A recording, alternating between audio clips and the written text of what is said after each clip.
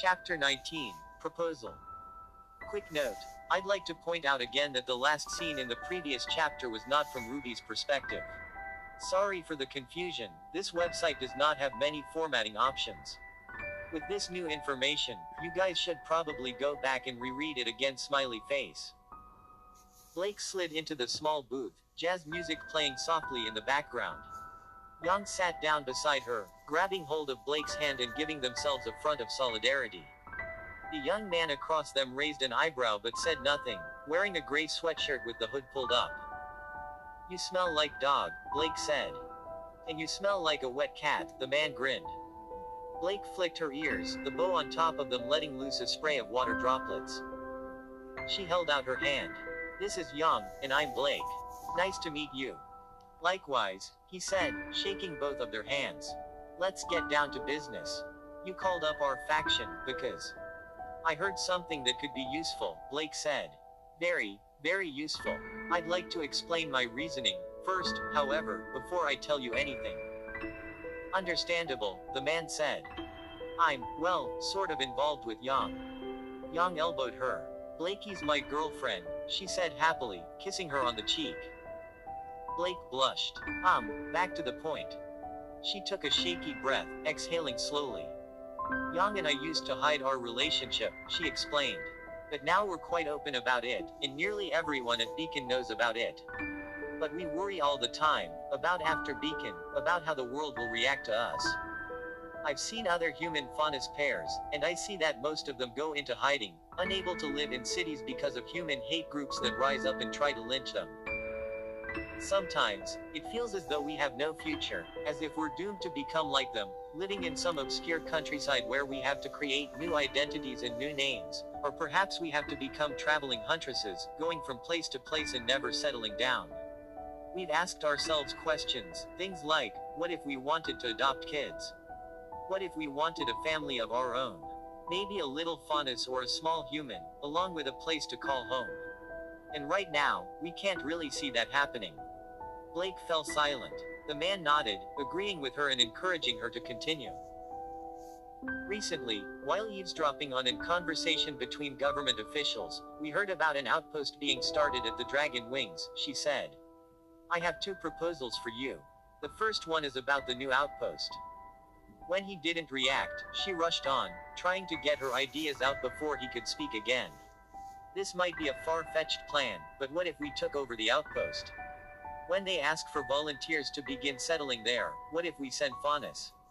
I have a few fellow students that will be working closely with an official who will be in charge of settling the outpost, and they've agreed to help me in this endeavor.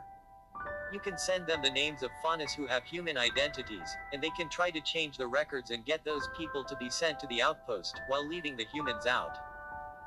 We can build up our own city, using the huge amount of government resources provided to the new outposts, and we can finally establish something for ourselves, somewhere where faunus and then eventually maybe even humans can live in peace and safety." The man was leaning towards her, his eyes intent on her face. "Once we have the settlement up, it will be too late for the human government to retaliate. It will be difficult, even for them, to justify an attack on a peaceful, civilian town. We can foster relationships from the town, get ourselves well known, and continue from there." The booth was silent for a few moments. That sounds amazing. Fantastic. Superb. But you do realize it's not as simple as that, right? I have to get the approval of the other members of our faction. I'll need to run background checks on your fellow students and make sure that they are reliable. Heck, I'll even have to check you guys out to make sure this isn't some sort of trick. He backed up a bit, thinking. "What was your other proposal?" "I think I can help your cause," Blake said. "As Beacon students and future huntresses, we have connections and we will be influential." "And," Young said, glancing at Blake, "we can be the faces of your cause. As huntresses, we can represent how faunus and humans can live together, work together, in peace, and in love." Pulling out his tablet, the man swiped his fingers across the screen and began tapping rapidly. A few seconds later, he looked up. "Usually, I would have ended this meeting, told you guys we were going to consider it, and then dismissed you two as crazy loons. However, Blake Belladonna, your past in the White Fang means that I must consider your ideas. That's in the past, Blake replied. I'm going to help for a change, instead of just destroying and inspiring fear. He nodded and turned to Yang. And you, Yang Xiaolong, adoptive sister of the infamous Ruby Rose, your fighting skills are strong and your bond with Blake stronger. You two make a formidable team, as huntresses and representatives. The man shook his sleeve, pulling out a small chip. Plug this into any modern tablet or communication device to contact us with any additional details or updates. It's pretty simple, put it in and you'll see a communication application pop up. It can only send messages to us, leaves no traces, and cannot be traced to our faction, so don't even think about handing it over to anyone else. We will be asking for video and audio confirmation of your identities before we send anything to you. Blake's eyes were open wide as she took the chip and slipped it into her pocket. Yang was smiling, seeing their budding dream take its first step. The man stood up. Well, this meeting was certainly productive. I realize the time sensitivity of this information, so expect a decision by the end of this week. I'll stay in contact with you, Blake. Let's see if we can make this work. Slipping the hood further over his head, he walked away, hands in his pockets and whistling a bit. Seeing that he had left, Blake turned and hugged Yang tightly. We did it, she whispered, tears of joy forming in her eyes. I can't believe we actually did it. We sure did, Yang said, happy for Blake. With this, we'll change the world. Ruby hooked her scythe over the edge, finally arriving back up at the top. Her arms and legs were trembling a little, the Deathstalker blood having worn off halfway up the abyss. Her little flesh lantern was nearly faded, only glowing with a smidgen of white now. Waving her arms in front of her, Ruby slowly made her way out of the cave systems, following the glowing white trails of markers. They had been left there for future explorations, so Ruby made use of them, throwing her light source away after it had faded. An hour later, Ruby walked out of the caves, breathing in a fresh breath of air. The red trails of sunset spread across the sky, the faint image of the moon poking out a bit above the horizon. She didn't know how long she had been down there for, but based on her hunger level it was probably already dinner time, half the day having passed as she had recovered from her fall. She began to sprint, hoping to make it back in time for dinner. Half an hour later, Ruby arrived at the main gates, the iron fences opening for her. As she walked in, the guard nodded at her, clearly having seen many prisoners who had been left for dead arriving by themselves. The camp was nearly deserted, with most people eating dinner in the dining area. Ruby walked onward, people stopping what they were doing and staring at her as she walked by, her distinctive red-black hair and the metal showing through the tears in her pants and shirt easily recognizable. Conversation hushed and started up again, even louder, as Ruby walked through the meal area, searching for Lily and Maximilian. Grabbing some food along the way, Ruby reached their meeting spot, a plate of meat in her hands. Reports of my death have been greatly exaggerated, Ruby quipped, smiling. Lily gasped and looked up, Maximilian turning and staring. Ruby, she cried, jumping up and hugging her, Maximilian joining in. I thought you were dead. She cried, clutching her tightly. Ruby looked at them, seeing their bloodshot eyes and feeling tears of her own springing up. She returned their hug soundlessly, swamped by their emotions. I heard that someone tried to kill you, Maximilian said gruffly, anger tinging his voice. Is this true? Lily asked, worried. Ruby nodded reluctantly. Well, I got pushed off a cliff, so I guess so. I mean, a few people could have accidentally bumped into me. Maximilian shook his head. It definitely wasn't accidental. I heard people bragging about killing you, saying something about reduced sentences. Lily cursed. We can't allow this to continue, we need to talk to the wardens or the administrator. You know that's not possible, Maximilian said sadly. They won't do anything without proof, especially since Ruby has returned alive. Then I'll kill them myself, Lily said, an expression of rage contorting her face. Calm down, Lily, Maximilian said. She's safe now, we'll deal with anything that comes up in the future. Killing people will only get yourself in trouble. Maybe they'll stop trying, seeing as how Ruby survived everything they've thrown at her. I talked to the administrator after the last time, Ruby said, trying to placate Lily. He knows something is up, and I'm sure he'll try even harder to find the people responsible after hearing about this incident. Lily subsided, her expression slowly transforming into one of sadness. Ruby, do you know why we're so protective of you? Ruby shook her head, having often wondered why they accepted her even after she told them she had eaten Denton. There's something we haven't told you, Max said. We had a daughter on the ship, too. She was a bit younger than you, and had Lily's red hair and pale skin. We tried to take her with us during our escape attempt after they found out about our dust crystals. She was in our room, hiding, and we had just gotten there when they cornered us. She died in the crossfire. My injuries destroyed any chance for me to have another child again, Lily continued sadly. So when we saw you, a young girl entering the training grounds, we thought we were hallucinating our daughter again.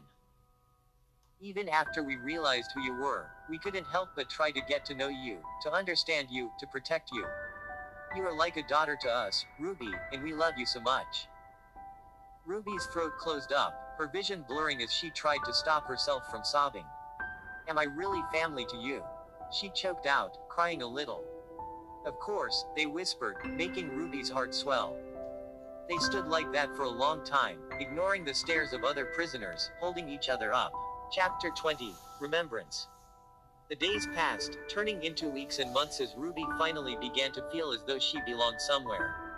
Lily and Max were there every day, talking to her and training with her, giving her a sense of happiness that she hadn't had for years. They fought and laughed and encouraged each other, making Ruby's stay at the camp much more enjoyable. Any thought of escape was now accompanied by considerations as to whether Lily and Max could also escape with her. But for the most part, Ruby was content to serve her sentence at the camp, willing to stay as long as Lily and Max were there. They trained themselves hard, Ruby growing stronger and leaner, all of them surviving their missions. There were a few close calls, such as when Lily was nearly disemboweled during an attack on a Nevermore nest, but she recovered. Ruby let out little snippets of her past, about herself being adopted and her stay at Beacon, but she never said much more than a few cryptic statements. Lily and Max accepted that, and they never tried to probe deeper. Her urges were greatly reduced, but every once in a while, when they got too unbearable, she spent the night with Julie, forcing Julie to pleasure her. No one harassed Ruby, the rumors of her exploits and her hair and metal accessories easily recognizable. Even John and Bruiser continued to ignore her, sneaking in late at night after Ruby had already gone to sleep, making sure to avoid irritating Ruby. The attempts in her life seemed to have stopped, her attackers seemingly giving up after 2 failed attempts and seeing her resilience. Thus, Ruby was greatly surprised upon sluggishly waking up, feeling herself being jostled around. I've been drugged, was her first thought. She could feel her heartbeat slowing down, her lungs nearly unable to function, her vision beginning to fuzz a little on the edges. And I'm in a body bag, was her second thought. She tried moving her limbs, but all she could get was a little twitch in her fingers. A feeling of weightlessness suddenly came over her as Ruby felt herself being dropped onto the ground. A blunt weapon slammed into her head, followed by other blows landing on her torso, the weapons feeling like the wooden practice swords from the training grounds. They slammed into her face, breaking her skull and jaw. She felt a growing pressure as someone planted a sword into her stomach and stomped on it, the sword going through her and anchoring her into the ground. Another sword went through her eye, Ruby feeling her skull shatter as it came out of the back of her head. Her consciousness flickered, the repeated head trauma forcing her brain to rewire and compensate for the damaged areas. Ruby could do nothing but take the blows, the number of swords impaled through her head and torso increasing, the body bag filling with the smell of her blood and stomach contents. The blows stopped for a moment, the sounds of multiple people panting audible through the buzzing of her damaged eardrums. I've got a better idea, she heard someone growl. She heard the sound of a sword snapping, and then the sword was stabbed through the bag and sliced into her neck. The splinters of wood tore through her skin, exposing her trachea as she felt her attacker begin to saw with the jagged edge, the wooden sword slowly moving deeper. Well, I guess this is it, Ruby thought.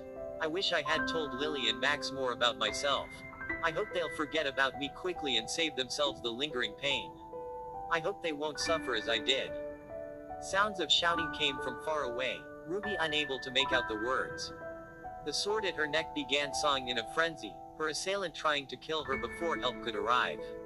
The sawing paused for a second, and then she felt someone jumping on the sword in her neck, desperate to finish the job. Her mind stopped flickering and began to fade, the blood loss growing much too severe, her trachea splitting in two and her neck muscles separating, her head about to separate from her body.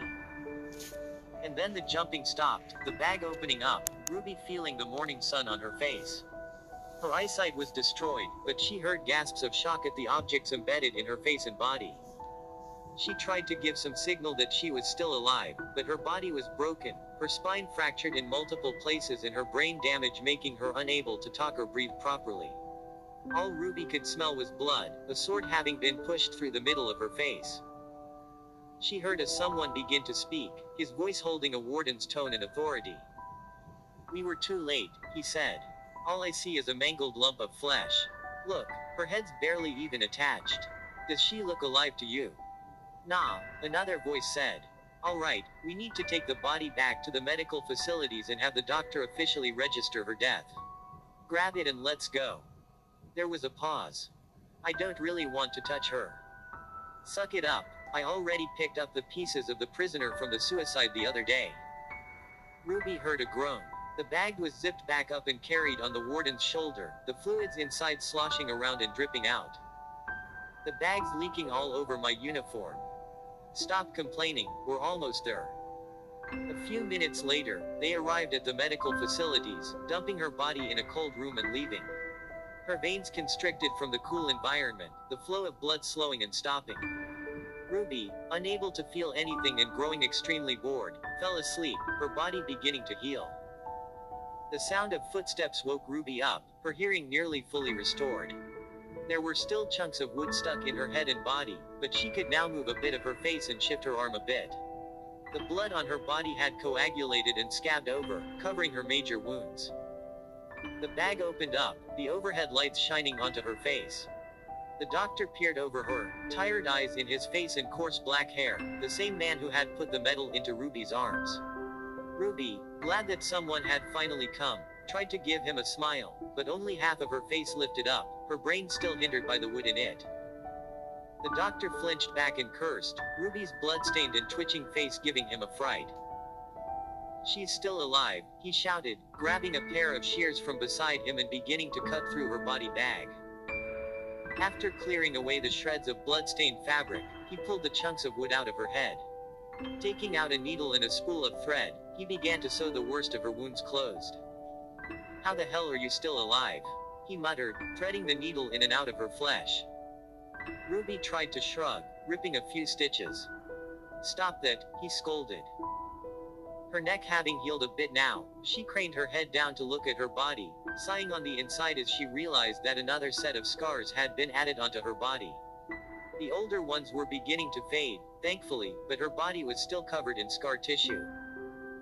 She closed her eyes and tried to go back to sleep, letting the doctor stitch her back up. Just after she began dozing off, however, she was rudely awakened by the administrator. "Again?" he asked, standing over her. She nodded, unable to speak, her larynx not fully healed. He sighed. "I thought I had taken care of our leak," he apologized. "Well, I'll make sure to give you some time off so you can heal back up again." Sounds of arguing came from outside of the room. "Let them in, they're her friends," the administrator said. Lily and Max stepped into the room, fury in their eyes. "What the fuck is this?" Lily shouted. "Ruby said you would solve her problem, and this happens again." "She's still alive," he said mildly. "Ruby's a monster, she can take care of herself. Look at her neck," she screamed. "Does that look fine to you? Those fuckers nearly chopped her head off." "I'll make sure to have wardens monitor the cameras around her residence, and I won't send Ruby out on a mission until we find the person responsible. Our wardens are already out searching for the people that participated in this incident, and we're going over our video feeds to look for anyone carrying body bags within the past day." Lily wasn't done. "She's not even safe in her own residence. You incompetent little." Max grabbed her and clamped a hand over her mouth.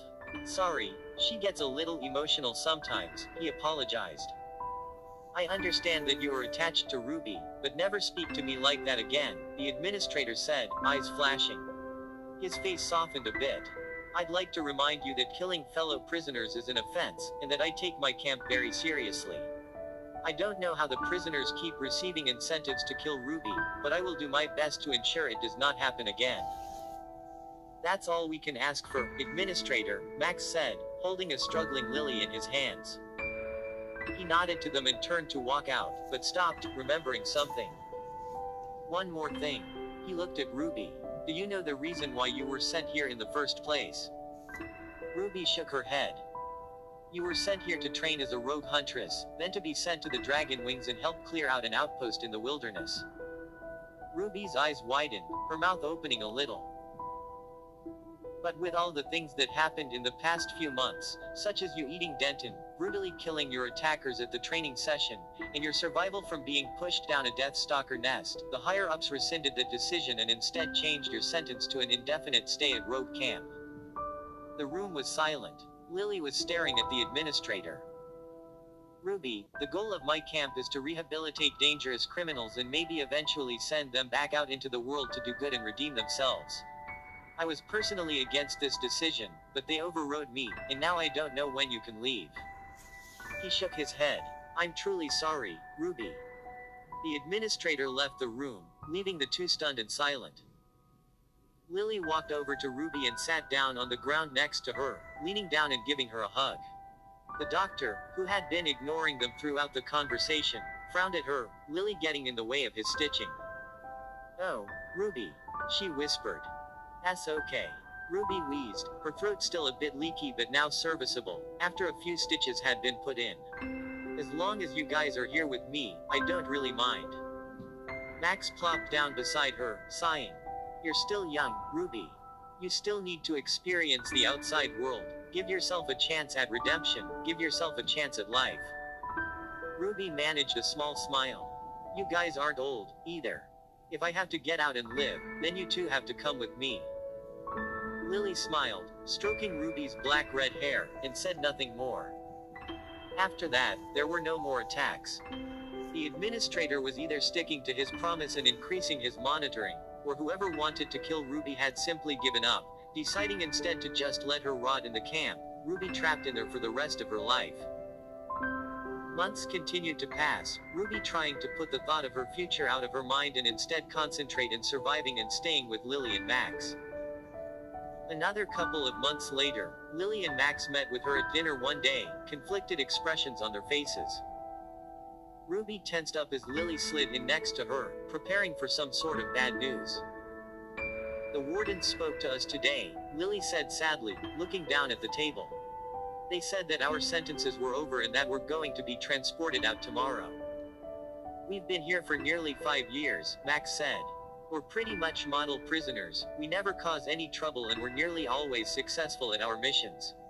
I guess they finally decided that we could return to normal society.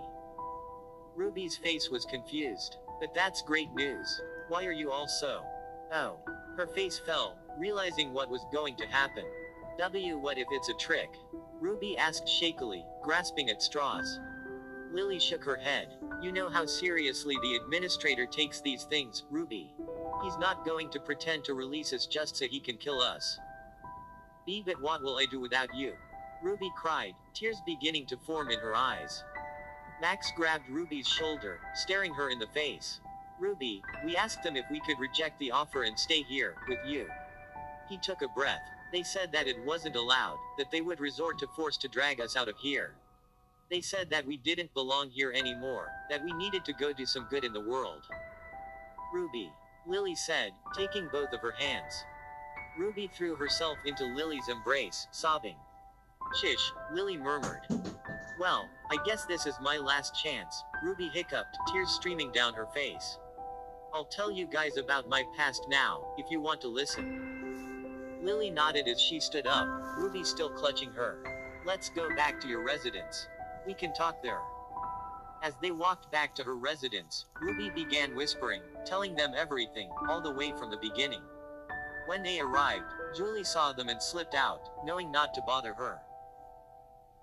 By the time Ruby was done, she was cradled in Lily's arms, sitting on the bed with Max and Lily next to her, her heart freshly broken from reliving her past and realizing that her family was once again going to be destroyed. Now I know you've done some terrible things in your past, Lily said, but you need to realize that everyone makes mistakes, big and small. As long as you try to change yourself and make up for your errors, anyone is redeemable. I think that you're a good person at heart, Ruby, Max stated. I just think that you've experienced more than your fair share of tragedies and catastrophes. I think that even the most moral, upstanding person would have been changed for the worse if they had been in your position. Ruby nodded, unwilling to trust her voice. They continued talking late into the night, soothing Ruby and comforting her. Eventually Ruby fell asleep, nestled in Lily's arms. Ruby woke up, staring at the bunk bed above her. She felt cold, Lily and Max having left after she fell asleep, forced to go to avoid the wardens discovering them and punishing them. Thoughts lingered in her mind, stirred up when Ruby bared her past to Lily and Max the previous night.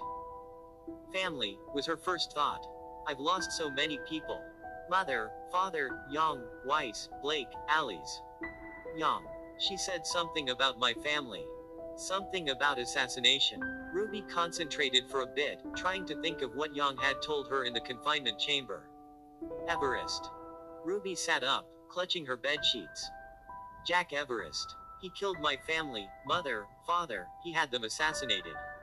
Ruby had been deep in grief when Young had told her this information, completely blocking it out of her mind.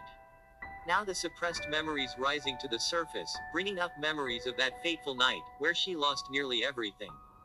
Ruby pushed those memories back down again, focusing on what Young had told her. A few minutes later, had a plan and a goal. Sliding out of bed and pulling on her uniform, she walked out into the cool morning, the sun still hidden under the horizon. Going to Lily and Max's residence, she waited for them outside. Half an hour later, they stepped outside, startled by the presence of Ruby. Hey, Ruby said sadly. I guess this is the day, huh? Yeah, Lily said. How are you feeling? Ruby was silent for a moment. I'm going to escape, Ruby simply stated. Lily exchanged a glance with Max. I'm glad you're feeling better, Lily said slowly, but what in the world are you talking about? Are you sure you're feeling okay? Max asked, a worried expression on his face. I have a plan. I got this, Ruby said, a smile forming on her face. You guys have a future ahead of you now, don't worry about me. Didn't you two want to be hunters?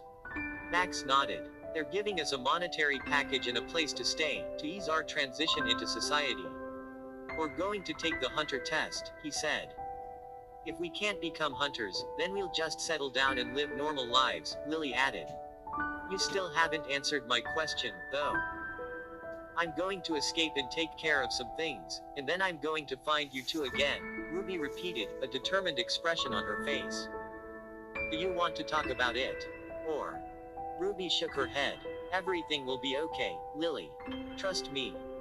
I don't doubt your abilities, Lily said, not delving any deeper, but I'm still worried. Just don't do anything too dangerous, alright? Max said. Of course, Ruby lied. Lily blew out a breath. Well, alright then. Let's go get some food, this might be our last breakfast together. I want to talk to you about how you're going to contact us once you escape. Ruby nodded, tilting her head and looking at the sunrise. Today was going to be a big day. Chapter 21, Burn. Lily and Max left early in the morning, right after breakfast. They said their tearful farewells, hugged until the wardens started to yell at them, then left on one of the trucks. They were gone, just like that. In one day, Ruby's life had changed once more, for better or for worse. Ruby pushed her bleak thoughts down and instead focused on today, on what she had to accomplish in order to successfully escape. First, she had to get a material key. These keys allowed for the passage of trucks in and out of the barrier without incinerating, but didn't actually let living things through, the truck drivers having to carry separate life keys to get through the barrier. Some wardens carried the material keys with them, the small gleaming bands of red metal hooked onto their belts, but Ruby knew her chances of actually stealing one from the wardens was slim, and killing a warden would be too troublesome.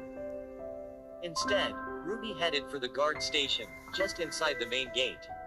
It was still technically within the bounds of the camp, so the wardens in the guard towers didn't even glance at her as she walked by them. Remembering the looks the guard had given her when she had first arrived at the camp, completely naked, she had deduced that this guard probably wasn't a trained warden. Thus, aside from stealing a key from one of the delivery trucks outside the main gate, he was the only person she could get a material key from. The guard had a bored expression on his face, sprawled in his chair and staring at his tablet, clearly having nothing to do because the wardens took care of everything. Ruby sauntered up to him, smiling, and he looked up, a grin spreading across his face. Ruby wasn't sure what to do, so she just leaned in close to him and whispered, "Hey, can you do something for me?" The guard leered at her breasts. "If you're looking for favors, you'll need to do something for me first, if you know what I mean." Ruby almost giggled at his cliched response, but she decided that laughter would be inappropriate at this time and held it back. Scooting closer, she straddled him, wrapping her arms around his waist and resting her head on his chest. "Don't you guys have some sort of non-interference policy?" Ruby said coyly, pretending to caress him as she fumbled around with his belt, trying to find the key. He grabbed Ruby's bottom, squeezing. "Nah, I'm not a warden, so I can do anything, really." Ruby found his key and grinned, slipping it up her sleeve, then leaned forward, kissing his neck. The guard suddenly froze, and Ruby almost panicked and ripped out his throat. "Wait," he said nervously, "how old are you?" 15, but I'm almost 16, Ruby said, confused. "Oh, I'm a minor," Ruby exclaimed, realizing why he was hesitating. "No," the guard said slowly, still not moving. "We've only got one prisoner as young as you, and that's Ruby Rose." "Yup, that's me." "Okay. I'm going to have to ask you to get off of me, before I start screaming for help." Ruby made a disappointed face. All right. She got off of him, backing out of the guard station. The guard sagged in his seat, a sheen of sweat on his forehead. That was weird, Ruby thought, but I guess it worked out in the end. She walked back to her residence, her other cabin mates gone off to do who knows what, and sat down, shaking the key out of her sleeve. Hopefully, the guard wouldn't need it for a while, seeing as how he just sat there all day anyway. Ruby jammed the key into the space between her mattress and the frame, then got up to proceed with the next step of her plan. Having walked through the camp hundreds of times by now, she knew where all the guard towers were, and set about trying to find a blind spot.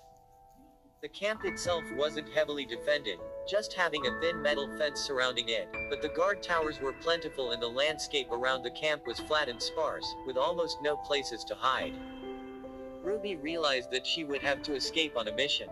The landscape was far too barren. The wardens would see her the moment she started running for the barrier. Originally she had planned to find a way to break into the armory so she could get her scythe, but it turned out to be too heavily guarded, wardens patrolling the place 24/7. By escaping during a mission, Ruby would have her weapon and she would be able to sneak away. Course of action decided, Ruby moved on to the next step.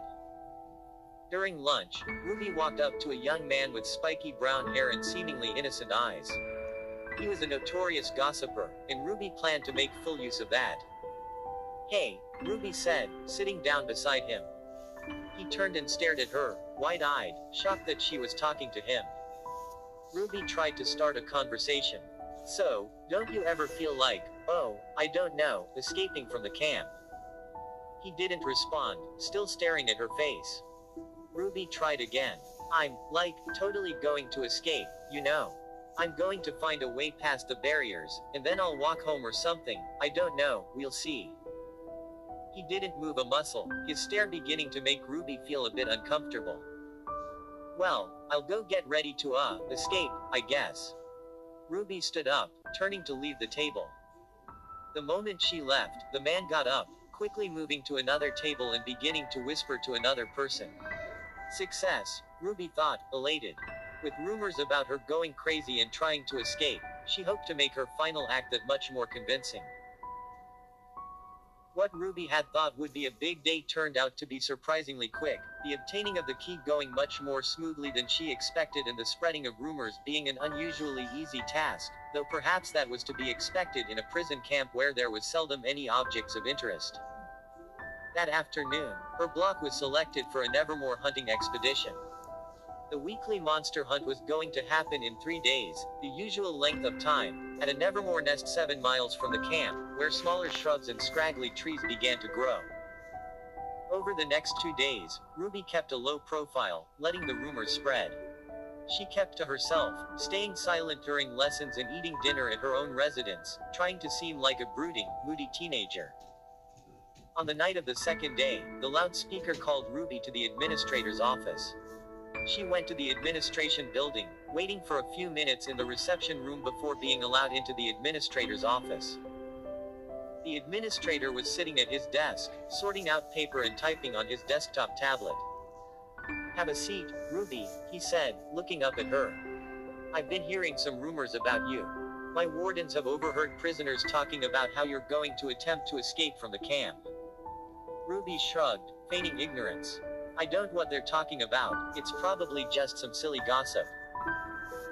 "Whether it may or may not be just gossip, I'd like to point out to you again that the barriers to this camp are impenetrable to all humanoids without the life key. Even if you manage to get your hands on my life key, these keys are specifically made and tuned to people, so if I wasn't there with you you'd just burn up the moment you touched the barrier." I know, Ruby said. "I think it's just because Lily and Max left, and people knew that we were some sort of family, and when they abandoned me." Ruby trailed off, unwilling to go further. The administrator's face softened almost imperceptibly, a milder expression taking hold of his face. "Ruby, I know that it's probably a tough time for you right now, especially after I told you that your stay at this camp was going to be indefinite and when Maximilian and Lily left. Frankly, I've never had this type of situation occur before. All of our prisoners, barring you, have a chance at redemption and return to the outside world, which keeps them behaving and stops them from becoming suicidal. Don't do anything foolish, Ruby." He paused, looking sad. "But if you do, I'll understand." They stared at each other in silence for a while, before Ruby tightly nodded and left. As Ruby closed the door to his office, she heard him let out a weary sigh. The day of the hunt came. Ruby got her scythe back, waiting in line at the armory as they handed out the weapons for the hunt. As she left the armory, she vowed to never let it leave her side again. Ruby used most of the hour given to her to polish and oil her scythe, lubricating the mechanisms and giving the blade a new edge. She once again received 3 ammo clips, this time just asking for twine and binding the extra 2 clips around her waist, looping the string several times. At the end of the hour, she ran back to her residence and grabbed the material key. Ripping out strips of cloth from the bedsheets and combining it with her leftover twine, she braided them together and made a small rope. Ruby looped it several times vertically and horizontally around the key, then tied it around her upper arm, pulling the sleeve back over it so that it was hidden. The prisoners once again lined up at the main gate, the wardens herding them along as they began to run. 7 miles was a decently far distance, and so they ran for nearly an hour and a half, as although most of the prisoners were fit they weren't suited to long-distance running, most of them requiring a break by the 5th mile. Ruby felt twitchy, her adrenaline making her want to sprint on ahead, but she conserved her strength, knowing that she would need it for the task ahead of her.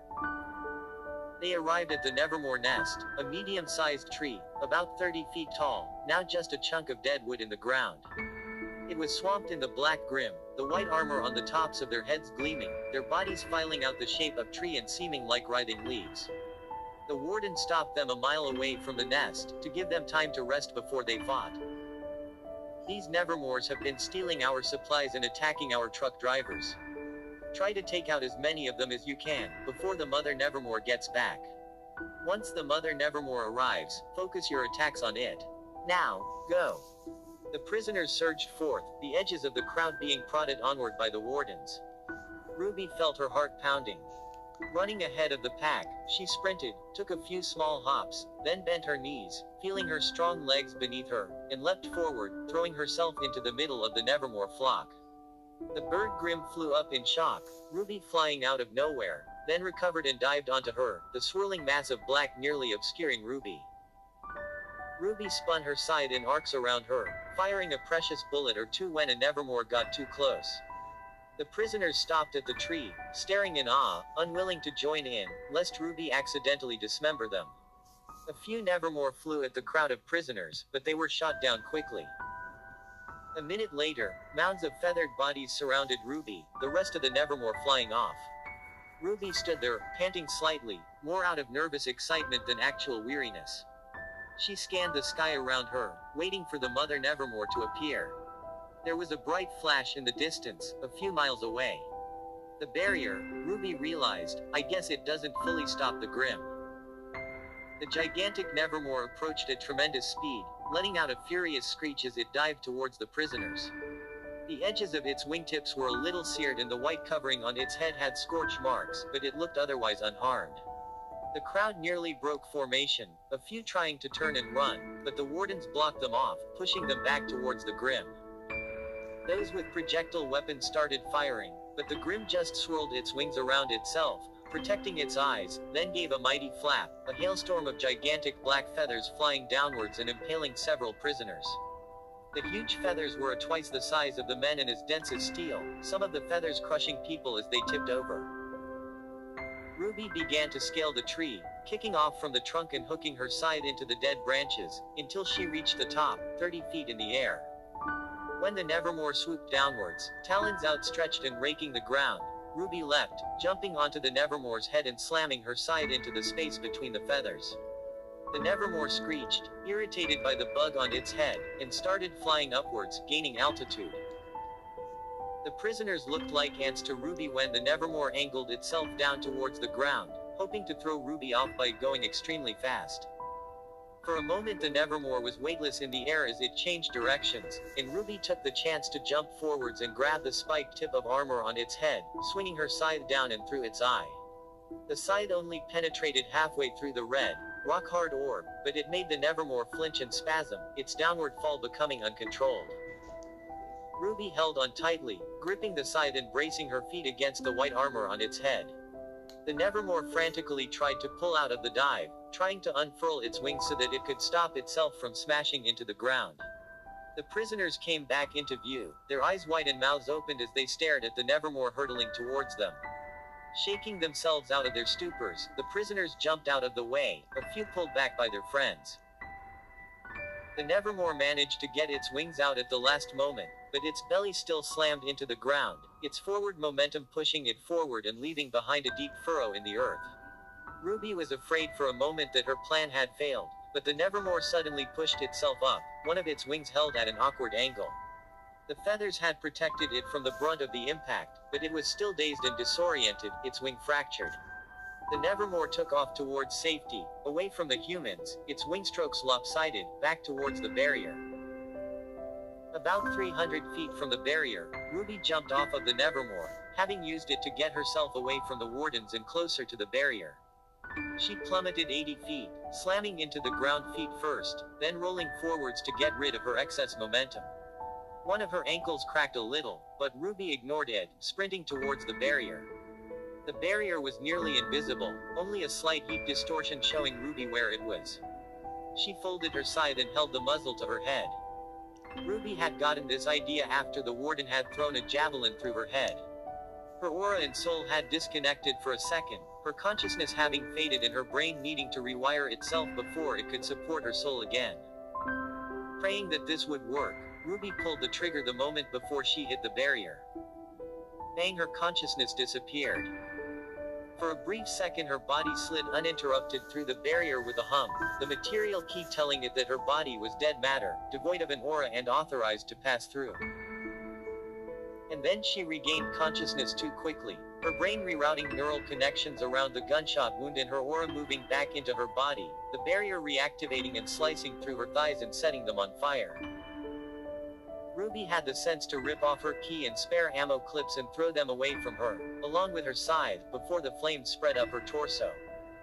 She collapsed to the ground, rolling, trying to smother the flames, but the dusty soil did nothing, a few small plants near her catching fire and instantly burning to a crisp.